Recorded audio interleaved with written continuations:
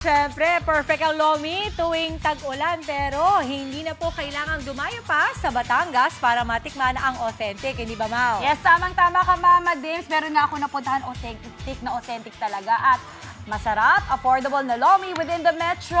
Ibibida ko dito sa On The Go.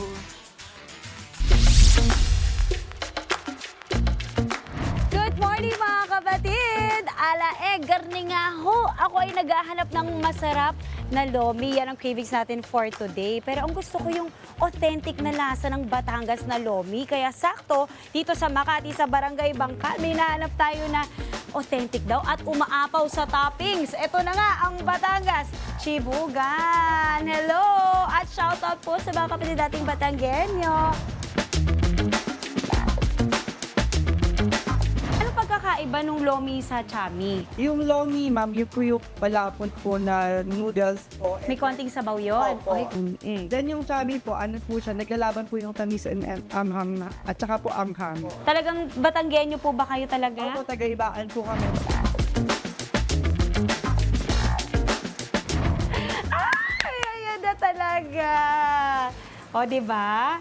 Wow! Totoo nga yung sinabi ni Sir, ha? Super loaded siya, mga kapatid. Tingnan nyo naman po.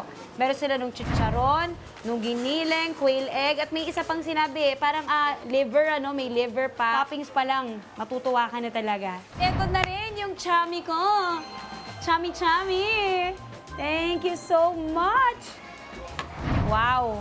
Ang init. Kita nyo naman po, hindi tinipid at busog na busog. Itong Batangas Lomi na special toppings, 160 at ito pong Chami, 160 din actually. Okay na okay to Para sa akin, good for sharing siya. The best way to eat the Lomi is lalagyan ng kalamansi, sibuyas, sili, tapos lalagyan din po ng toyo. Let's go! Kain po! Oh my God.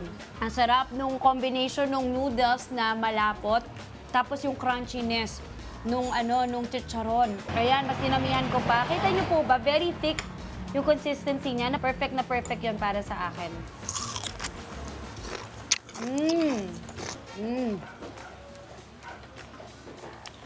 Alam mo, yung lasa po niya, yung hindi talaga tinipid.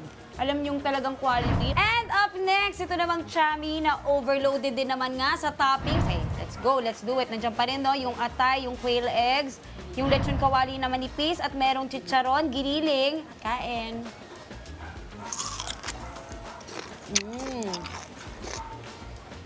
Bet ko to. Masarap nito.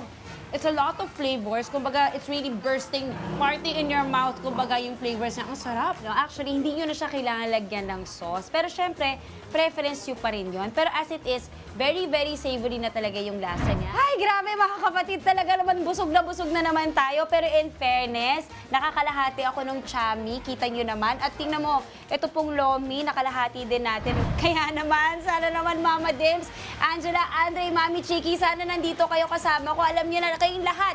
Laila, Tito Mondi, Tito Alvin, kasi tingnan nyo, pwede talaga natin pag-sharean sa halagang 160 pesos. Kaya sulit na sulit. And that is it for today's On The Go. From trending kainan to hidden gem sa kanto, walang iwanan. Sama-sama tayong titikim sa On The Go.